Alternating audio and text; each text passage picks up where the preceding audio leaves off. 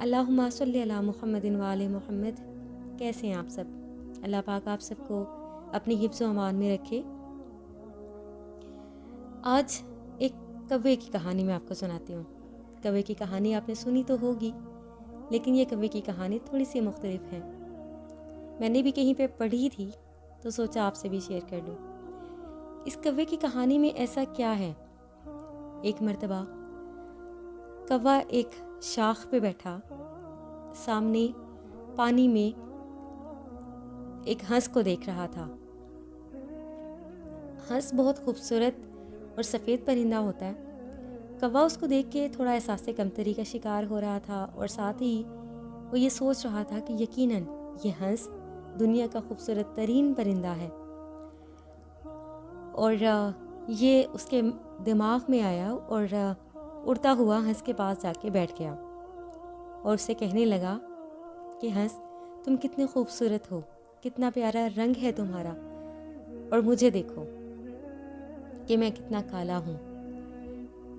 ہنس یہ دیکھ کر، اس کی باتیں سن کر تھوڑا مسکرایا اور کہا، ہاں میں بھی یہی بات سوچا کرتا تھا کہ میں بہت خوبصورت ہوں، میں بہت پیارا ہوں، اور میں دنیا میں سب سے خوبصورت ہوں، لیکن طوطے کو دیکھ کر میرا یہ خیال ختم ہو گیا، کیونکہ طوطا بہت خوبصورت رنگوں والا ہوتا ہے اور میرے اندر صرف سفید رنگ تھا۔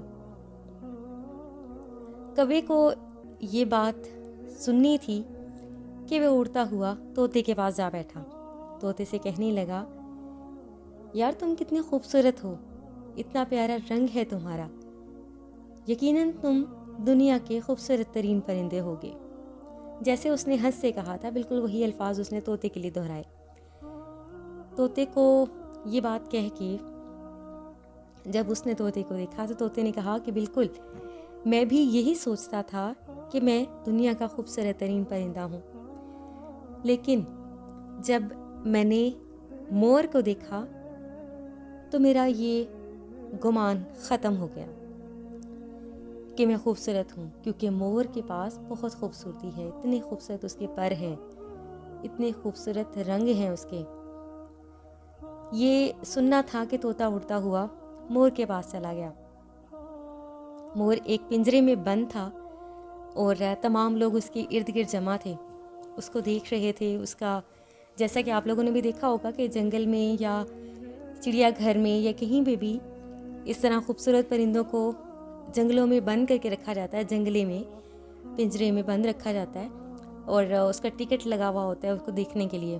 اسی طرح سے اس مور کے پاس بھی ٹکٹ لگا ہوا تھا، اور وہ اس کے پاس جا کے بیٹھ گیا۔ اس ٹائم پہ نہیں بیٹھا، اور جیسی رش ختم ہوئی تو کوا اس کے پاس گیا اور اسے کہنے لگا کہ تم کتنے خوبصورت ہو۔ اس نے وہی الفاظ اس کے سامنے بھی دہرائے کہ دیکھو میں کتنا کالا ہوں اور تم اتنے خوبصورت ہو، تمہارے پاس کتنا حسن ہے، وغیرہ وغیرہ، جو بھی اس کی تعریف تھی۔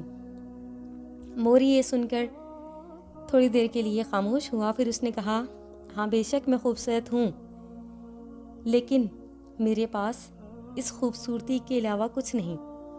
اس خوبصورتی کی وجہ سے ہی آج میں اس پنجرے میں بند ہوں، کیونکہ لوگ مجھے دیکھنے آتے ہیں اور میرے مالک اس کے پیسے وصول کرتے ہیں، اور میں یہ سوچا کرتا تھا کہ کاش میں کوا ہوتا جو آزادی سے ہر طرف گھومتا ہے، کیونکہ کوے کو آج تک کبھی بھی قید نہیں کیا گیا، کبھی بھی کسی نے اپنے پنجرے میں نہیں رکھا۔